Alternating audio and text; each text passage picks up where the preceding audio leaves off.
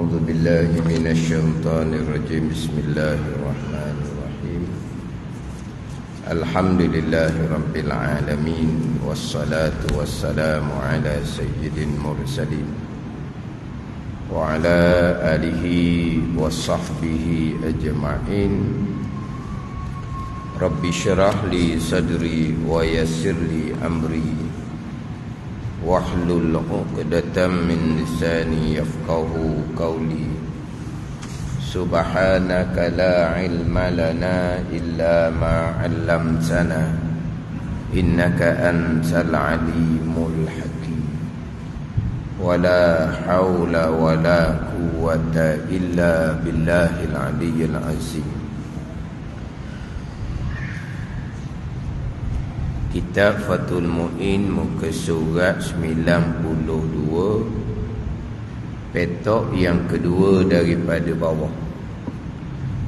Petok yang kedua daripada bawah. Qala al-muallifu rahimahullahu ta'ala wa nafa'ana bi'ulumihi amin. Wa yu'fa an dami nahwi fasdin wa hajmin bimahallihima wa in kasura. Kemudian terjemahan tu diletak nombor 5. Nombor 5 tu yang kelima daripada najis yang dimaafkan pada sembahyang. Najis yang dimaafkan pada sembahyang. Dia letak nombor 5 dia tu. Kerana kira bilangan najis yang dimaafkan pada sembahyang banyak dah sebelum tu. Tapi letak secara kasarnya di muka surat 90 dahulu. Nombor 1, nombor 2. Nombor 1 tu darah daripada binatang haluh. Nombor 2 darah umpama bisu, kemudian jerawat, luka, nanah, tu nombor 2. Kemudian dia letak nombor tu lah. Kemudian nombor 3 ia letak di muka surat 91 tu. Najis yang dimaafkan adalah sedikit umpama darah ajnabi. Sedikit dan umpama darah ajnabi, itu nombor 3. Nombor 4, dimaafkan daripada sedikit darah haid dan juga darah hidung, yakni darah-darah yang keluar daripada rongga, itu nombor 4. Ni letak nombor 5 ni. Itu ikut terjemahan tu lah, dia letak nombor 5. 5 ni mana yang kelima daripada najis yang dimaafkan pada sembahyang. Darah yang keluar daripada jenis tusuk jarum dan berbekam. Tusuk jarum dan berbekam. Fasding tu apa? Berpetik. Berpetik, berbekam. Berbekam ni di kepala tau. Berpetik, hak tu bukan hak di tubuh-tubuh. Ni saya mengajinya fasding, berpetik, wahajmin, berbekam. Berbekam tu di kepala. Ada kita perkataan kita berpetik. Tak panggil? Tak ada. Mana di tubuh tu pun berbekam juga. Di tubuh tu pun berbekam. Berpetik tak ada. Jangan gitu ni. Saya tulis ni berpetik. Sini dia kata daripada jenis tusuk jarum. Atas belakang tu panggil berbekam juga. Atas belakang panggil berbekam juga. Tak ada orang komen. Tak ada orang komen. Nak agak masjid tak jadi. Ada tak di komen? Berpetik tak ada?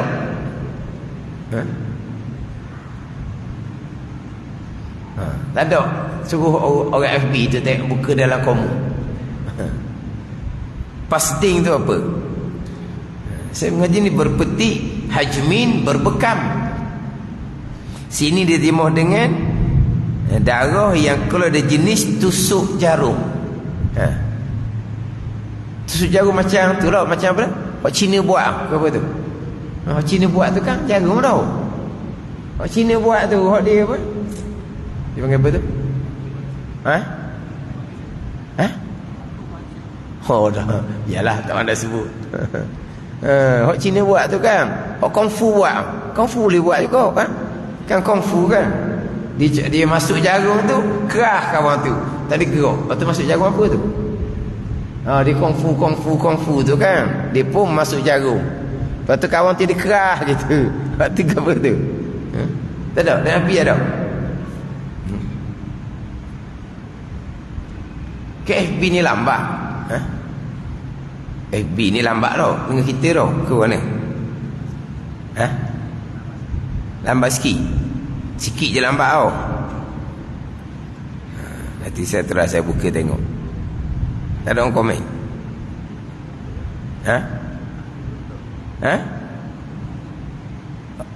Oh tadi abang apa? Saya nak sebut tak berani. Aku puntur. Sebut gitu.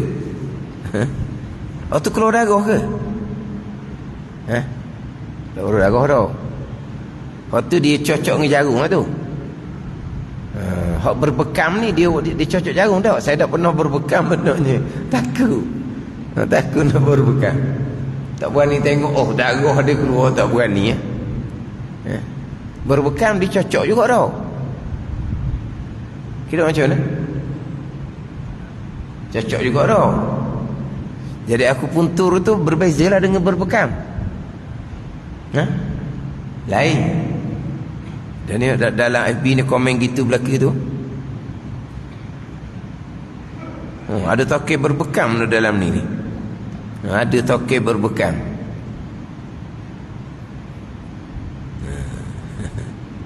Ni kata tak keluar darah ustaz.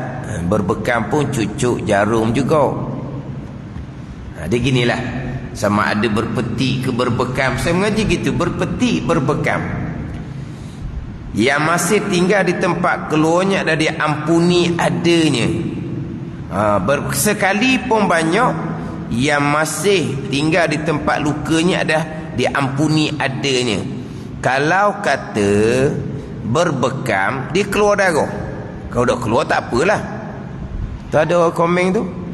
Cocok orat darah, dikata berpetik. Ada tu. Ada ni saya mengaji ni. Berpetik. Cuma saya dah reti je apa maksud dia. Tulis tu reti lah. Ni ada komen ni. Dia tu cocok orat darah. Berarti dia panggil tu berpetik. Dia panggil.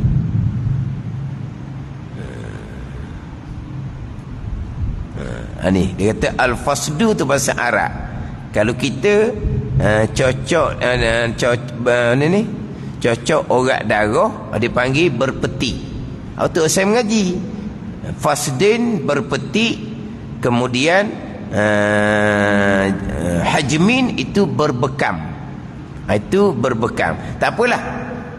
Sekarang ni dia cocok dengan jarum ke apa ke, tak keluar darah tak apa. Kalau keluar darah di tempat berpetik berbekam tu, tak apalah saya sebut berpetik dah, saya ngaji gitu. Berpetik berbekam tu kalau keluar darah di tempat tu banyak mana sekalipun dimaafkan pada semayang. Itu gitu je lah. Jadi banyak mana sekalipun dimaafkan pada sembahyang. Ini masih lagi bicara berkaitan dengan najis yang dimaafkan pada semayang. Ni ada komen berpetik tu fasdu. Jarum lebih besar. Kalau berpetik darah daripada orat darah, kalau berbekam darah daripada bawah kulit.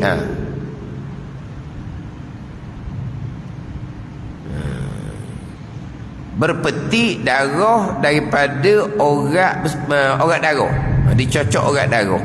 Kalau berbekam darah daripada bawah kulit, kan dia berbekam kan dia cocok bukan dikira orat tau. Jadi berpetiklah.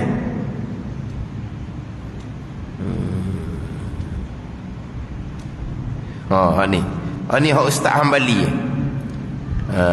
Baba Hambali. Berpetik, buang darah di kepala, berbekam, buang darah di kepala, berpetik, buang darah di lain daripada kepala.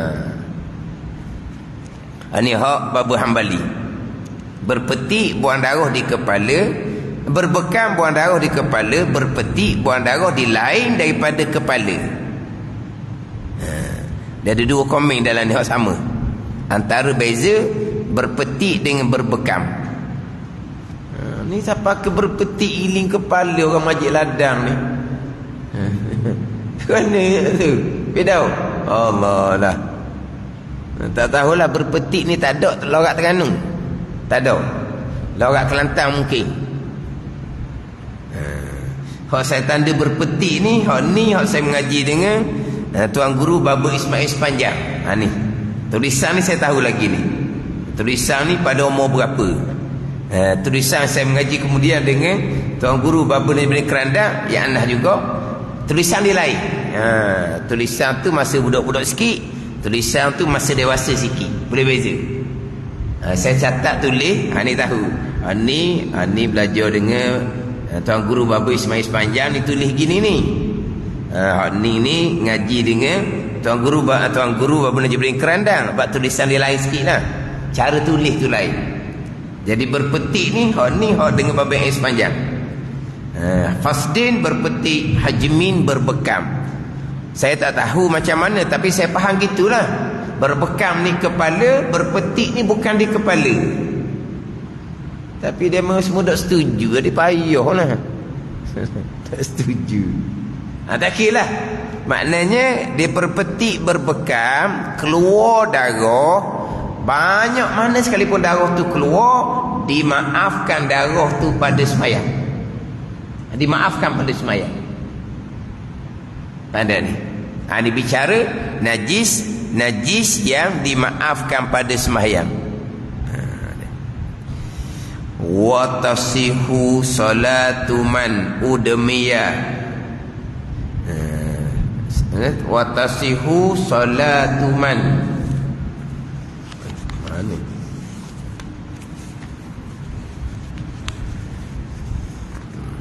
Kitab pencerah.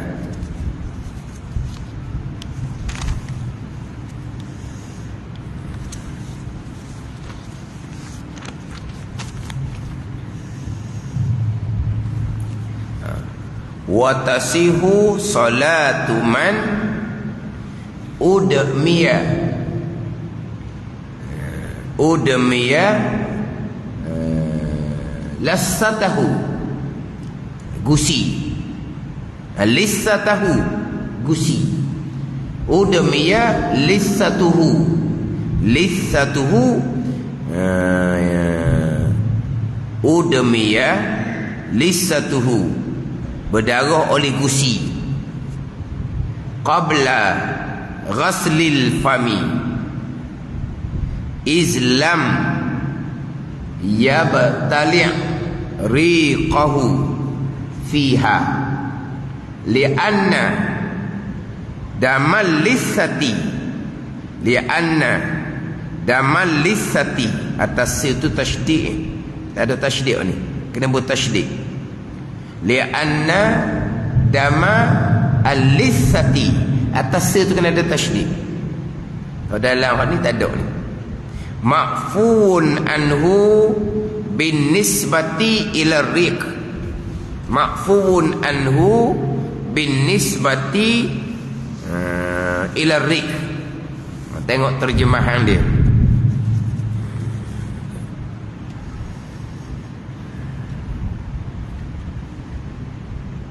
Dan salat dihukumi sah. Salat dihukumi sah bagi orang yang gusinya berdarah. Gusinya berdarah, yang kita kata gigi berdarah tu lah. Gigi tak berdarah. Gigi mana ada darah gigi? Betul lah. Gusi berdarah, kita kata gigi. sebelum dicuci. Sebelum dicuci, gitu je. Qabla ghaslil fami, sebelum membasuh mulut. Qabla ghaslil fami, sebelum membasuh mulut. Selagi tidak menelan darah di dalam solatnya. Sebab darah itu diampuni adanya dalam erti bila tercampur dengan ludah sendiri. Dengan ludah sendiri. Ila rik, kepada air liur. Solat dihukumi sah bagi orang yang gusinya berdarah sebelum dicuci. Jadi sekarang ni dia gusi dia berdarah. Ini pun kalau bicara pun dia antara yang dimaafkan juga ni dengan sembahyang. Sebab dalam mulut dia tu darah. Tapi sembahyang dia sah. Maknanya ini termasuk najis yang dimaafkan pada sembahyang juga.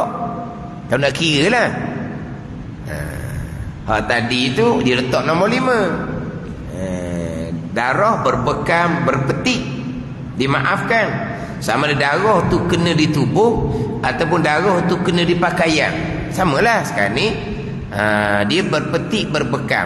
Dia berpetik di tubuh. Dia pakai baju, maka berpindahlah daripada tubuh dia kepada baju. Samalah, dimaafkan juga. Bukan hanya dimaafkan bukan hanya dimaafkan di tubuh saja. Bukan hanya dimaafkan di tubuh saja, bukan dimaafkan juga yang beradah. Kalaulah pakai baju akan kena di tubuh. Di tubuh pun dimaafkan juga. Di tubuh pun dimaafkan juga.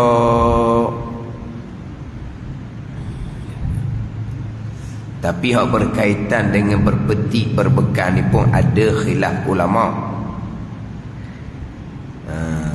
Sebab yelah, berpetik, berbekam tu kalau kira-kira buat sendiri.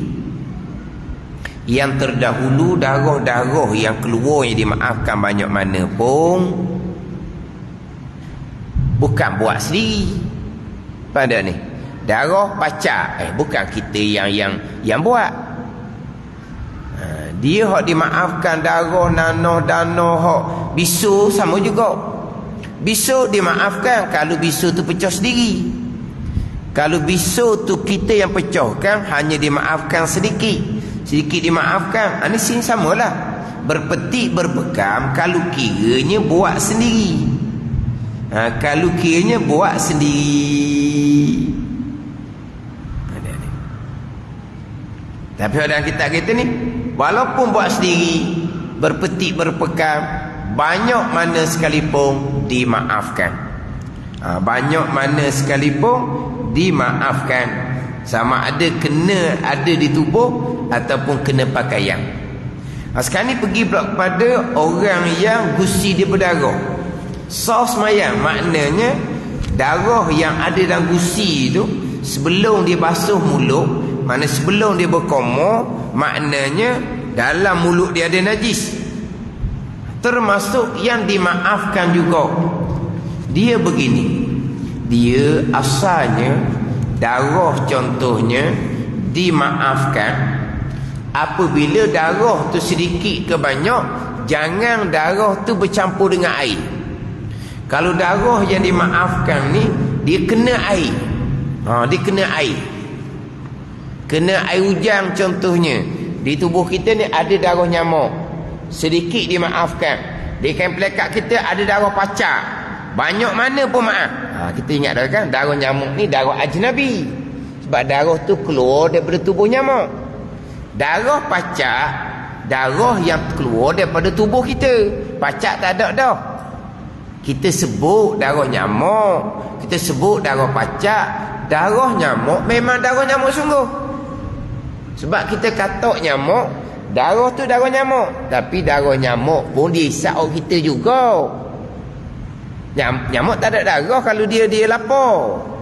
Maknanya kita katok tu kenyang dah tu, dihisap darah kita. Tapi apabila darah tu masuk dalam tubuh nyamuk, dia panggil darah ajnabi, darah asing, bukan darah kita.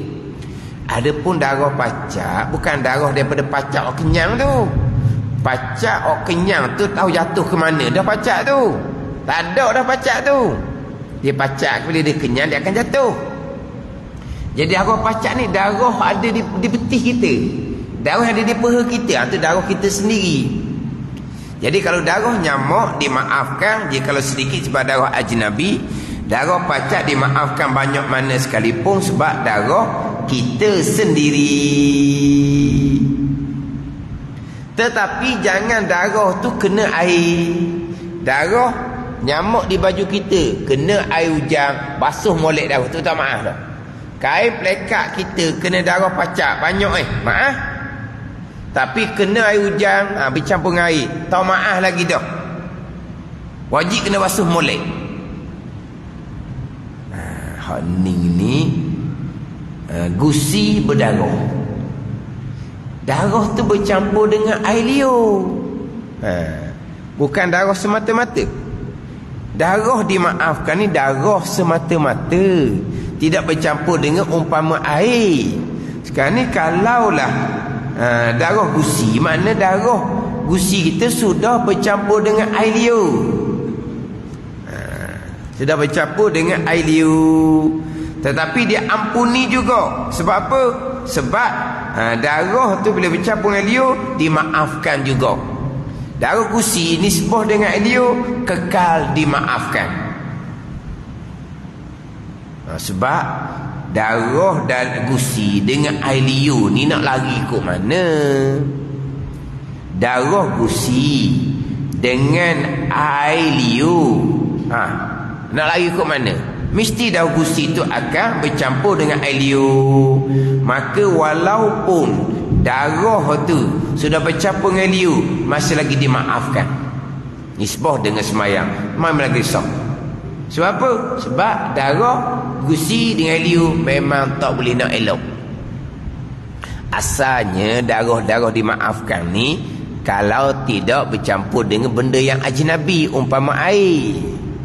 Sekarang ni sudah bercampur dengan air liur, masih lagi dimaafkan juga.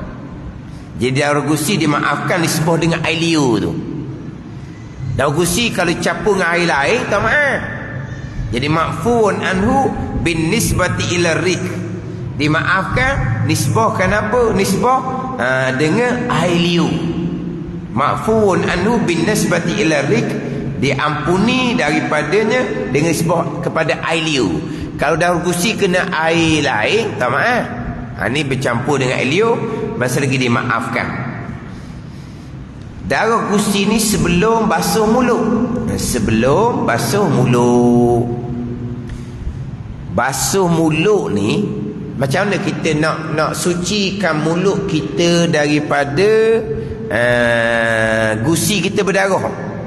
Macam mana kita nak basuh mulut? Nak basuh mulut kita yang najis ni dengan air mutlak. Dengan air mutlak. Faham tak ni? Dengan air mutlak. Kalau kita ludah, kita ludah, mulut kita disuci? Tidak. Sebab nak suci najis mesti kena menggunakan air mutlak barulah suci najis. Wajib menggunakan air mutlak. Kita ludah air liur. Air liur sudah menjadi jernih. Kita ludah air liur sudah menjadi jernih. Tetapi adakah mulut kita dihukumkan suci? Tidak. Sebab kita belum berkoma dengan air mutlak. Kita belum berkoma dengan air mutlak. Sekarang ni sama ada diludah ataupun tidak, kalau kiranya air liur tu bercampur dengan najis. Air liur bercampur dengan najis. Kemudian dia punya mulut pun najis. Sekarang ni dalam sembahyang, dia tak ludah. Tak ludah dalam sembahyang ni. Maka sah sembahyang dia tu selama dia tidak telang air liur dalam sembahyang. Kalau dia telang air liur ketika sembahyang, maka batal lah sembahyang dianya. Sebab apa? Sebab dia telan air liur yang bercampur dengan najis. Dia kalau telang air liur ni bukan bercampur dengan darah gusi, air liur bercampur ke makanan pun batal sembahyang. Hak ni air liur yang bercampur dengan najis laginya. Kalau kata bukan dah sembahyang sekalipun, dia telang air liur yang bercampur dengan darah gusi, hukumnya haram. Kalau bulan Ramadan batal puasa. Kemudian kalaulah kita kata dia belum lagi berkomor, maknanya dia belum basuh lagi mulut dia, tapi dia sudah meludah keluar sembahyang. Dia ludah,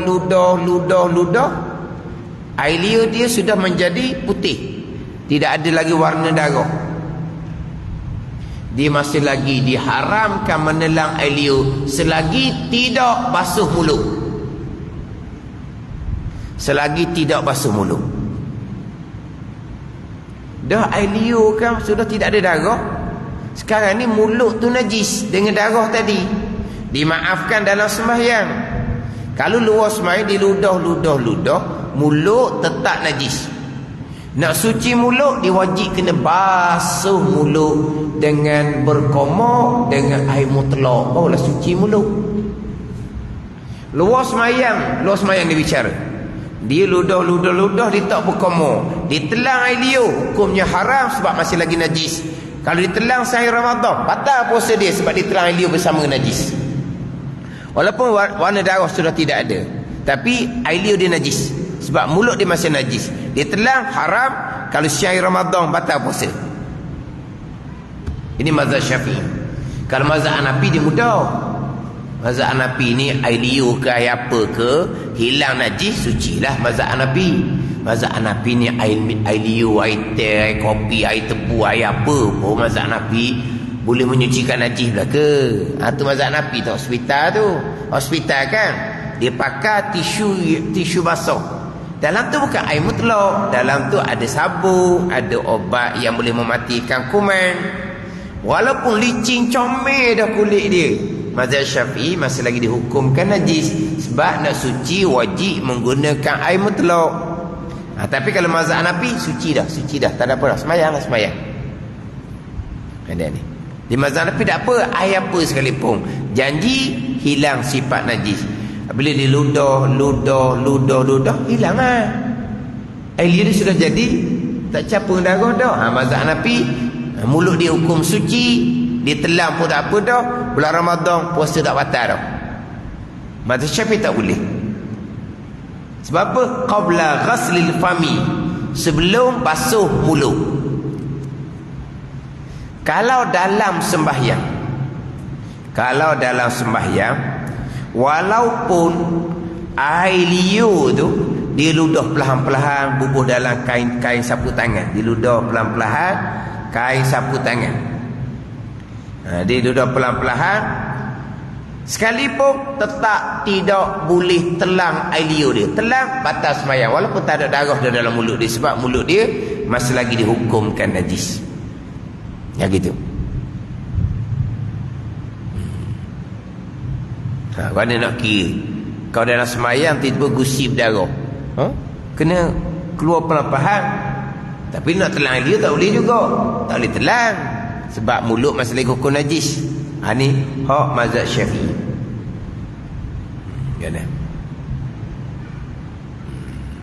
Dia gini je. Kalaulah kata contoh dia buat pembedahan gusi, bila dia buat pembedahan gusi, darah keluar. Kalau dia berkomor-komor menyebabkan pembedahan gusi itu bertambah luas. Pembedahan gusi itu bertambah luas. Sebab dia baru cabut gigi, gusi dia luka. Maknanya dia ludah, air liur dia sudah jadi tak bercampur dengan darah dah. Dia pergi berkomor pula, dia akan buka balik. Dia akan terbuka balik hak luka di gusi dia. Akan darah semula. Waktu barulah dimaafkan. Tak apalah dak berkomor dengan air mutlak pun. Boleh telang dah air liur. Kalau syair Ramadan pun sudah batal, kalau dah semayang pun semayang tak batal. Dah dia kan cabut gigi, kadang-kadang dia buat pembedahan gusi nak cabut kan, dia gusi tu akan jadi luka kan. Darah keluar, kita ludah. Tak ada dah helium. Tapi kalau kita berkoma, terbuka semula lah, darah akan keluar balik. Itu dimaafkan. Tak apa. Tak apa nak berkoma dengan air mutlak pun. Ni kalau cerita luar semayang lah. Ni dalam semayang. Yang mana kita ni dalam mulut hukum zahir, dalam bab najis. Dalam mulut hukum zahir kan. Sekarang ni apa nak kira? Darah dalam mulut memanglah dia bercampur dengan air liur dah. Walaupun air liur tu tak kira benda ajnabi lah, benda asing macam air mutlak. Sebab darah gusi dengan air liur memang tak boleh nak cerah. Tapi sekarang ni najis ada dalam mulut. Dalam mulut betul. Tapi dalam bab najis hukum zahir. Ni kita pernah bicara dahulu kan. Dalam bab najis dalam mulut hukum zahir. Dalam bab najis dalam mulut hukum zahir. Dalam hidung hukum zahir.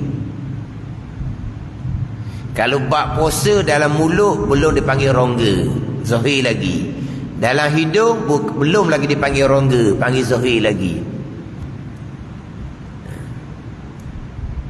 Tapi dalam bab wuduk, dalam bab mandi wajib, dalam mulut dalam hidung dipanggil anggota batin.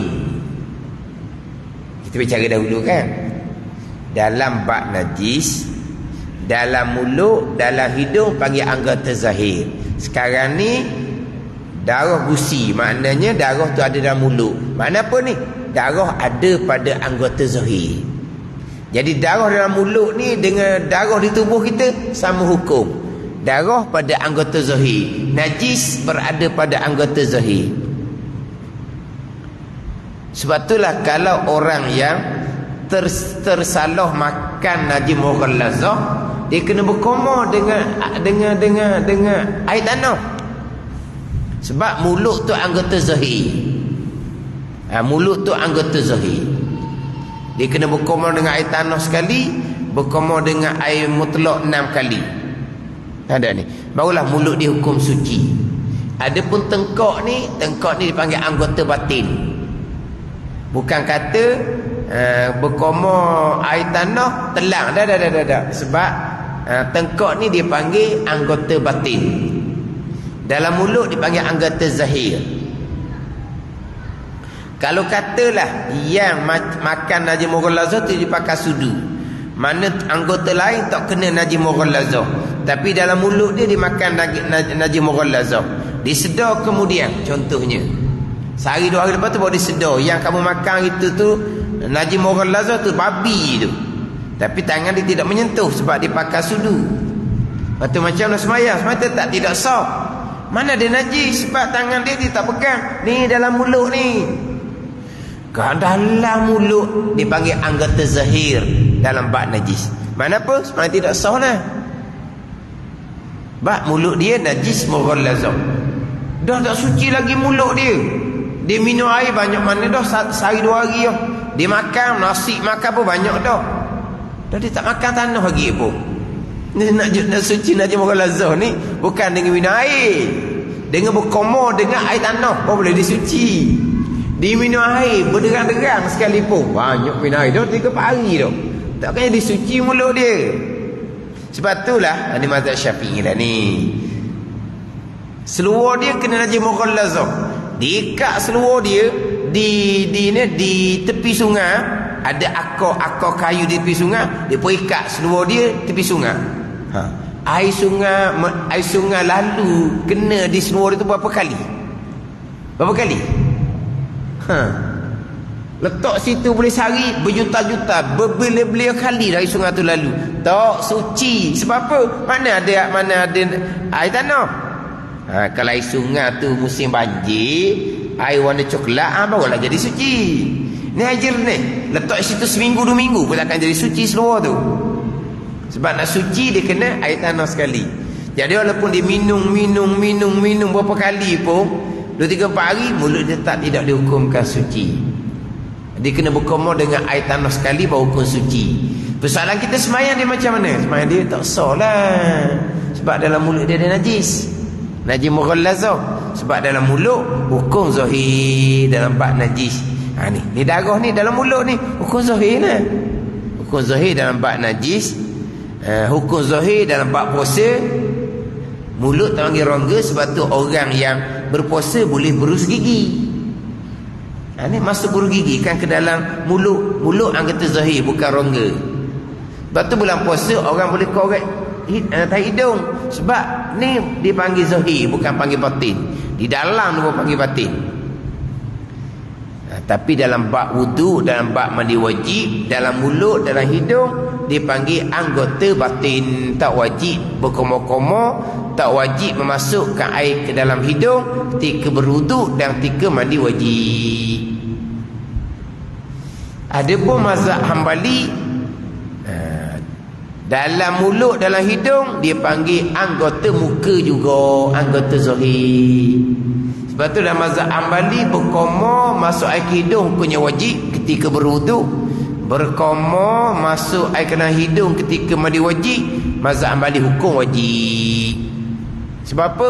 Sebab dalam mulut, dalam hidung mazhab Hambali dihukum zahir ketika berwuduk, ketika mandi wajib. Kita mazhab Syafi'i dah. Ketika berwuduk, ketika mandi wajib, dalam hidung, dalam mulut panggil batin. Ni dalam bab najis dia panggil zahir, dalam bab puasa dia panggil zahir. Memang kita sebut dalam mulut, dalam hidung, memang kita sebut dalam, tapi hukum zahir dalam bab najis. Jadi persoalan sekarang ni, ada najis, ni darah busi dalam mulut dia pada anggota zahir badan. Dimaafkan pada sembahyang selagi tidak telang. Kalau telang sekali dengan darah tu jelaslah sembahyang dia batal. Kalau dia sengaja telang, haram hukum dia. Tertelang batal lah juga, tetapi tak berdosa lah sebab tak sengaja. Yelah, nak buat macam mana tu? Kalau gusi berdarah, air liur tak boleh telang. Kalau kita ludah tak apalah, kita ludah di kain sapu tangan tak apa. Tapi kalau kita tak ada kain sapu tangan, kita nak, air liur akan bertambah kan? Air liur akan bertambah. Kita nak baca macam mana? Dak bobong jadi. Dak bobong. Dah air liur penuh kan? Nak baca macam mana? Ni akan keluar ni. Tak ada nak baca ni.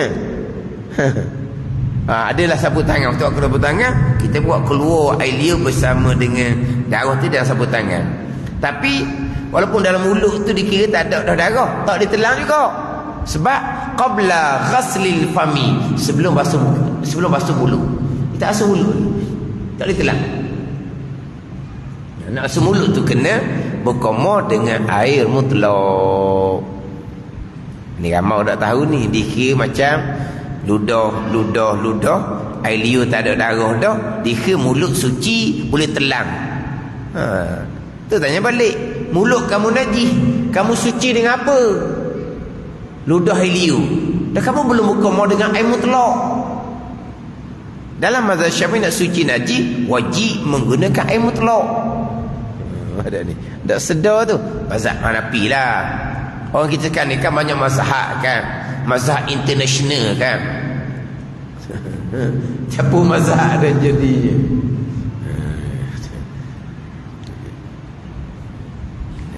Yelah, kalau kita tak ludah nak baca macam mana?